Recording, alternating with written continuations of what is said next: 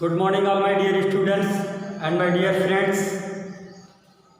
आज हम बात करेंगे क्लास 10th के चैप्टर 2 हिस्ट्री के बारे में, जो कि लेसन का नाम है आपका, चैप्टर 2 है आपका भारत का राष्ट्रवाद, भारत में राष्ट्रवाद। तो जैसे कि आप सभी को पता हो गया होगा, कोरोना काल के चलते हुए अभी विद्यालय शायद नहीं खुल पाएंगे, क्योंकि सरकार ने जो भी गाइडलाइन है वो जारी कर दिया है। जैसा कि आपको 18 तारीख से स्वयं प्रभा चैनल पर डीडी नेशनल के माध्यम से, दूरदर्शन के माध्यम से class 9th 10th first year और इंटर का सिलेबस चालू हो चुका है, ऑनलाइन क्लास। तो ऐसा मालूम पड़ता है कि क्लास स्टार्ट नहीं हो पाएंगे, ऑनलाइन के माध्यम से ही क्लासेस चलेंगे, ऑफलाइन नहीं चल पाएगा। तो कोरोना काल के चलते हुए इस माध्यम में विद्यार्थियों को काफ़ी समस्या का सामना करना पड़ रहा है। 30% कोर्स भी कम किया गया है। तो इस तरीके की काफ़ी कंडीशन से होकर आप लोग गुजर रहे हैं, काफ़ी डिफ़िकल्टीज से होकर आप लोग गुजर रहे हैं। तो उसी के चलते हम लोग इतनी मेहनत कर रहे हैं। तो थोड़ी सी आप भी मेहनत करें हम लोगों के साथ साथ, जिससे कि आपका रिजल्ट अच्छा आ सके। आज हम बात करेंगे भारत में समाजवाद के बारे में। जैसा कि पिछले वीडियो में हमने आपको बताया था रॉलेट एक्ट के बारे में, जलियांवाला बाग हत्याकांड के बारे में, या और तीसरा पॉइंट था आपका सत्याग्रह के बारे में, और प्रथम विश्व युद्ध के बारे में कुछ विशेष जानकारी हमने आपको प्रदान की थी। इसी लेसन के अंतर्गत आने वाले विभिन्न टॉपिक्स जिसके बारे में आज बात करेंगे, जो कि होंगे हमारे साइमन कमीशन, सविनय अवज्ञा आंदोलन,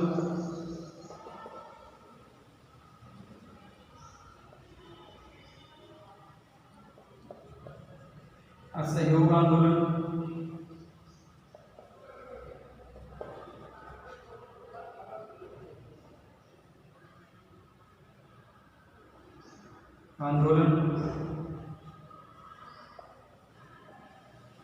चौरी चौरा की घटना,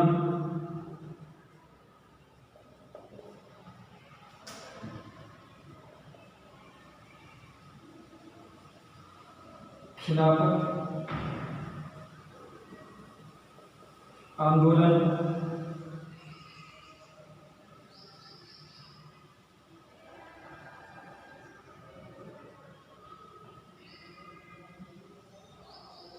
भारत छोड़ो आंदोलन। लेकिन इससे पहले आज हम बात करेंगे इन आंदोलनों में। हमने आपको बताया था दमनकारी नीतियां जो थीं ब्रिटिश साम्राज्य की, वो भारत की गरीब जनता को या फिर भारतीय लोगों को, जो भी वर्ग थे भारतीय लोग, उनका दमन कर रहे थे, उनका शोषण कर रहे थे।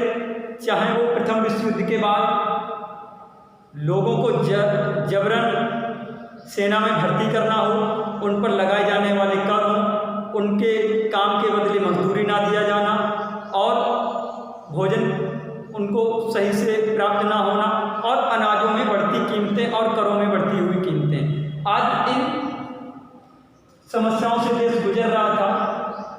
तो इसी बीच महात्मा गांधी जी के द्वारा चलाए गए विभिन्न आंदोलन, जिनका नेतृत्व महात्मा गांधी जी ने किया, आदि ऐसे क्रांतिकारी वीर योद्धा सामने आए, जिनमें हमने आपको बताया था महात्मा गांधी, पंडित जवाहरलाल नेहरू,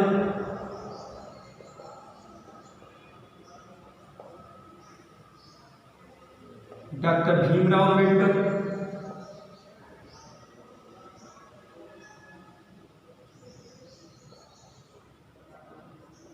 अम्बेडकर, चंद्रशेखर आजाद,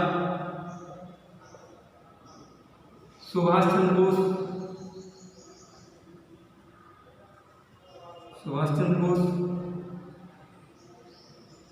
लाला लाजपत राय,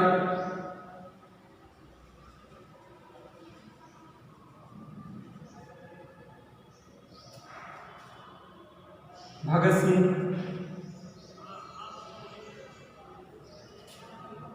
सरदार वल्लभ भाई पटेल,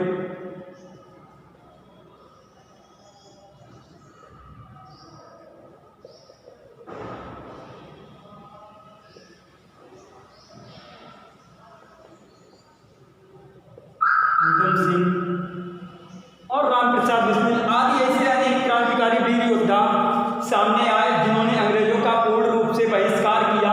चाहे वो इनमें यह बात आती है, हम आपको बता दे रहे, टॉपिक काफी लंबा हो रहा है, नरंदर और गरंदर।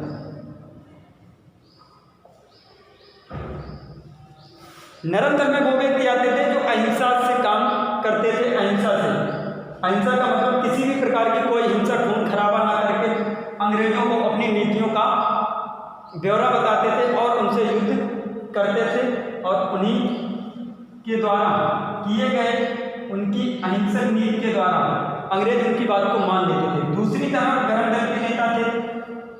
नरंदर में महात्मा गांधी जी आते हैं और गरंदर की अगर हम बात करें तो चंद्रशेखर आजाद, सुभाष चंद्र बोस, लाला लाजपत राय, भगत सिंह आदि ऐसे कई अनेक नेता सामने आए। अब इससे पहले हमने आपको बताया है, बात आज हम करेंगे इन टॉपिक्स को लेकर, लेकिन इससे पहले हम आज बात करेंगे बहिष्कार की। बहिष्कार क्यों किया गया, बहिष्कार का मतलब क्या होता है? बहिष्कार का मतलब यहाँ पर हम आपको बता दे रहे हैं, सीधा सीधा होता है विरोध करना। विरोध करना, विरोध करने का मतलब होता है कि किसी भी व्यक्ति के द्वारा किए जा रहे बर्ताव को ना मानना या उसकी नीतियों को ना मानना और उसके द्वारा किए गए व्यवहार को ना मानना, ये हमारा विरोध या बहिष्कार करता है। उसकी किसी भी नीति को ना मानना। आगे की अगर हम बात करें तो बहिष्कार को एक बार फिर से डिफाइन करेंगे या विरोध को एक बार फिर से डिफाइन करेंगे। क्या है? किसी के साथ रहने या जुड़ने से इनकार करना या उसकी गतिविधियों में हिस्सेदारी, वस्तु खरीदारी में हिस्सेदारी ना रखना बहिष्कार या विरोध कहलाता है। क्या कहलाता है? किसी के साथ रहने और जुड़ने से इनकार करना एवं उसकी गतिविधियों में हिस्सेदारी, वस्तु या खरीदारी में हिस्सेदारी से मना करना या इनकार करना बहिष्कार कहलाता है। डेफिनेशन आपके समझ में आ गई होगी और इस डेफिनेशन की आप स्क्रीनशॉट लेकर कॉपी पर लिख सकते हैं। कभी कभी पूछ भी दिया जाएगा, हो सकता है पूछ दिया जाए कि बहिष्कार क्या है, तो आप बता सकते हैं कि बहिष्कार ये कहलाता है। हमने आपको डिफाइन किया। आगे की हम बात करेंगे असहयोग आंदोलन की। क्या असहयोग? असहयोग का मतलब ही बिना सहयोग के कोई कार्य किया जाना ही असहयोग कहलाता है। आगे हम बात करेंगे असहयोग की। असहयोग के बारे में अगर बात करें तो असहयोग का मतलब होता है किसी भी प्रकार का कोई सहयोग ना करना, किसी भी प्रकार का सहयोग ना करना।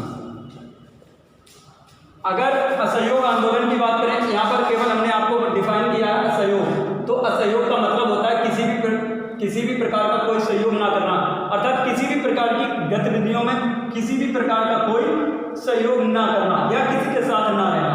अगर असहयोग आंदोलन की अगर हम बात करें तो औपचारिक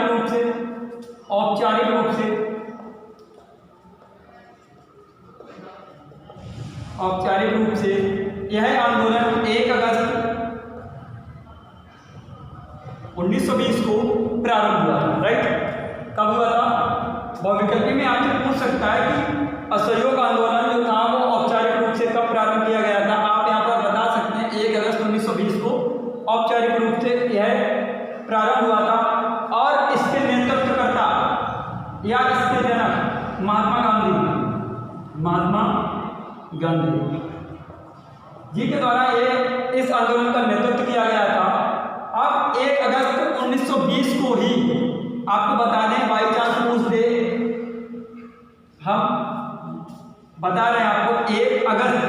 1920 को ही बाल गंगाधर तिलक की मृत्यु हुई थी और इस आंदोलन को या इस स्वतंत्रता संग्राम को गांधी जी ने औपचारिक रूप से चालू कर दिया था।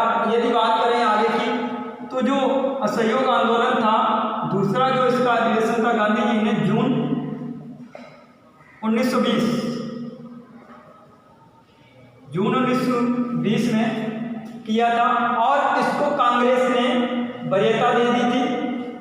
इसी के आगे चलते हुए अंग्रेजों ने गांधी जी का विरोध किया, लेकिन गांधी जी ने समस्त भारतीय जनता को साथ में लेते हुए आगे क्या कार्य किया आपको बता दें।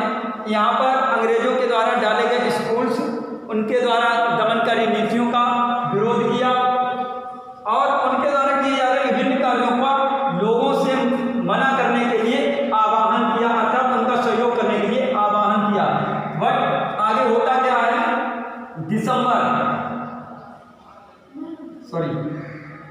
सितंबर 1920 को क्या हुआ, सितंबर 1920 में गांधी जी ने कलकत्ता में एक अधिवेशन बुलाया जिसको पूर्ण असहयोग आंदोलन के नाम से जाना गया। ये था आपका असहयोग आंदोलन। आगे हम बताएंगे क्या क्या फर्क पड़ा, आगे ब्रिटिश सरकार पर क्या क्या असर पड़ा इस असहयोग आंदोलन का। जैसे कि इसका सीधा सीधा मतलब था विदेशी वस्तुओं का बहिष्कार करना।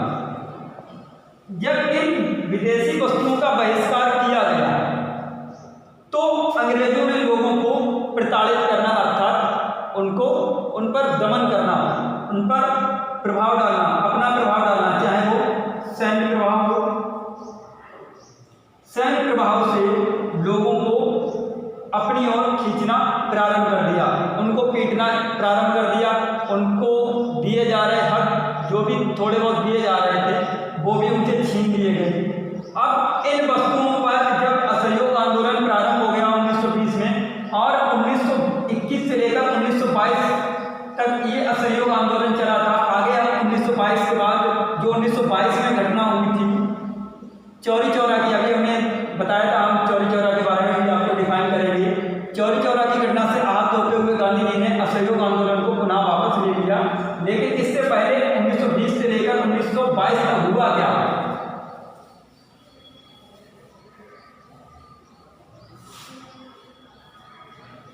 उन्नीस 1921 से लेकर 1922 विदेशी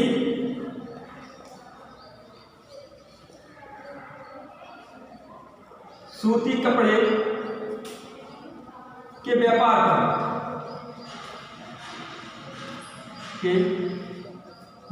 पर 50% का असर पड़ा, जो कि वर्ष 1920 में 103 करोड़ था, जो कि रह गया था आपका मात्र 57 करोड़ का। ये आगे की अगर हम बात करें तो व्यापारियों ने इन उद्योगों में या कारखानों में रुपया लगाना बंद कर दिया था, क्योंकि जब व्यापार 103 करोड़ का था मात्र एक साल में घटकर 50% घटकर 57 करोड़ पे आ गया। तो आगे क्या हुआ, व्यापारियों ने इस व्यापार में रुपया लगाना बंद कर दिया और वो इधर उधर भागने लगे और इस सफल आयोजन को नष्ट करने के लिए उन्होंने पुलिस बल के द्वारा लोगों पर आक्रमण करना प्रारंभ कर दिया था, जो कि आपके 1922 की अगर हम घटना के बारे में बात करें, चौरी चौरा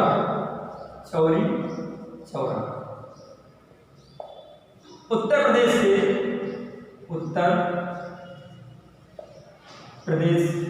के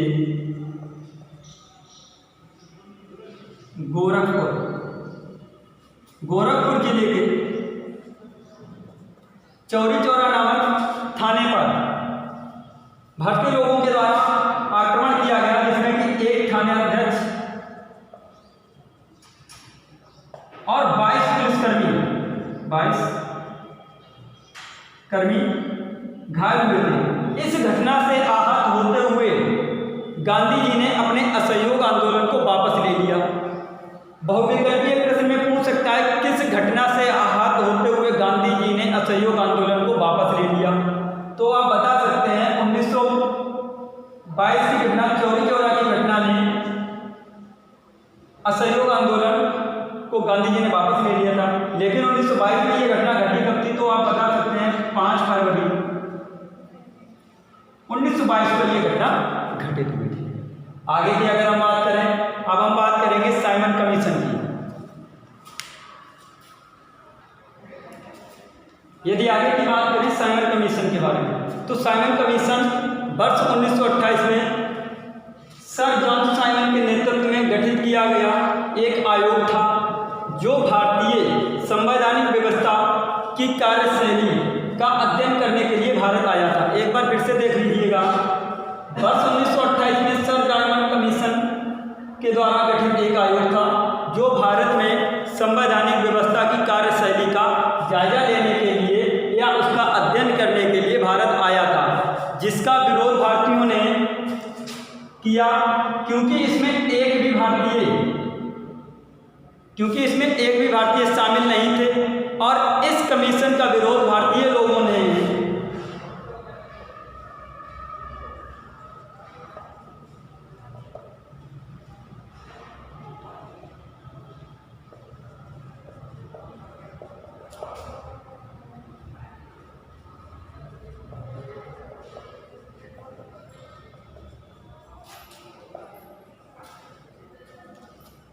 लोगों ने इसका विरोध साइमन कमीशन वापस जाओ के नारे के साथ किया क्योंकि इसमें एक भी भारतीय शामिल नहीं था, और जिसका विरोध भारतीय लोगों ने पूर्णतः किया और वर्ष 1929 में पूर्ण स्वराज्य की मांग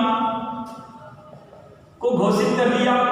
अब इसी 1928 के अंतर्गत भारत में हिंदू व मुस्लिम दलों के नेता एक साथ मिलकर एकजुट हुए और उन्होंने नारा दिया कि साइमन कमीशन वापस जाओ। वर्ष 1900 एक बार फिर से देख लेंगे, वर्ष 1928 में सर जॉन साइमन के नेतृत्व में गठित एक आयोग था जिसका मुख्य कार्य भारतीय संवैधानिक व्यवस्था की कार्यशैली का अध्ययन करने के लिए यह भारत वापस आया था। तो ये था साइमन कमीशन। स्क्रीनशॉट लेकर आप लिख सकते हैं, और जो भी आपको डिफ़िकल्टी हो रही है आप हमें कमेंट बॉक्स में कमेंट करके बता सकते हैं, और जो भी इससे रिलेटेड क्वेश्चंस होंगे वो हम आपको आपके चैनल पर या आपके ग्रुप पर सेंड कर देंगे, जिससे कि आपको पढ़ने में और याद करने में सरलता हो जाए। आज का बेसिक हम केवल आपको इतना ही बता रहे हैं, इससे रिलेटेड जो भी क्वेश्चंस आ सकते हैं उनके बारे में आपको सरलता हो जाएगी इस वीडियो को देखते हुए, और अपनी कॉपी पर जब आप लिखेंगे और जब आप याद करेंगे तो आपको काफ़ी सरल मालूम पड़ेगा। आगे की अगर हम बात करें तो आगे देखेंगे, आगे की अगर बात करें तो सविनय अवज्ञा आंदोलन के बारे में। यह विनम्रतापूर्वक सरकार की आज्ञा की अवहेलना या विरोध करना जिससे ब्रिटिश शासन स्वयं ही आज़ाद कर दे, जिसके द्वारा भारतीय लोगों को ब्रिटिश शासन स्वयं ही छोड़कर देश चला जाए, या फिर उन लोगों पर दमनकारी नीतियों का जो भी विरोध कर रहा था उनको वैसा ही करने दे और अंग्रेज अपने देश स्वयं वापस चले जाएं। ये था सविनय अवज्ञा। अब सविनय अवज्ञा आंदोलन की जो शुरुआत हुई थी वो कहाँ से हुई थी? 12 मार्च 1930 को गुजरात के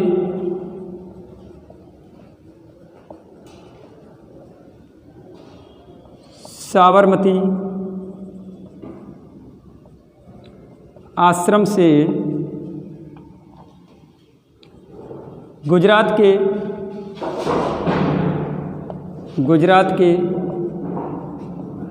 तटीय शहर दांडी के लिए यह यात्रा 78 अनुयायियों के साथ चालू की गई और 6 अप्रैल 1930 को गुजरात के समुद्र तटीय शहर दांडी पर पहुंचकर गांधी जी ने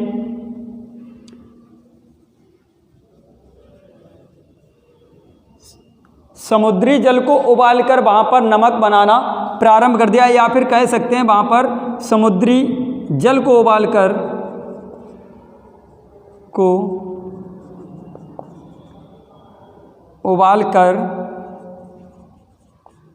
नमक बनाना प्रारंभ कर दिया, या फिर नमक बनाया, जहाँ से सविनय अवज्ञा आंदोलन की शुरुआत हुई। तो इस प्रकार से गांधी जी ने अंग्रेज़ों का बहिष्कार किया, ना कि उसमें उन्होंने हिंसात्मक रणनीति को अपनाया। तो इस प्रकार से ये था सविनय अवज्ञा आंदोलन। आगे की अगर हम बात करेंगे तो भारत छोड़ो आंदोलन के बारे में। आगे की अगर हम बात करें तो कल हम आपको बताएंगे खिलाफत आंदोलन, गदर पार्टी